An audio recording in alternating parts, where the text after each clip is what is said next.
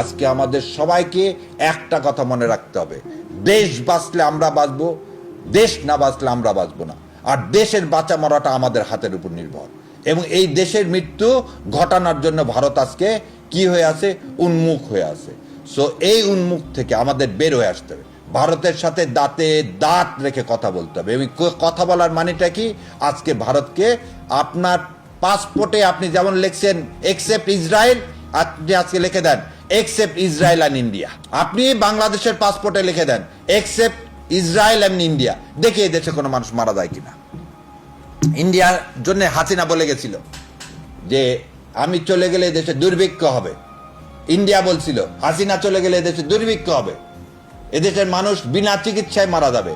একটা কুকুরও মারা যায়নি, একটা কুকুরও মারা যায়নি। তো ইনশাল্লাহ যাদের উপর আল্লাহর রহমত আছে, যারা আল্লাহর উপর বিশ্বাসী, 91% মুসলমানের দেশে কখনো ভারতীয় আধিপত্যবাদের ঠাঁই হবে না।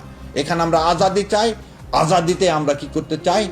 হাদির রক্ত বিছা দিতে পারে না।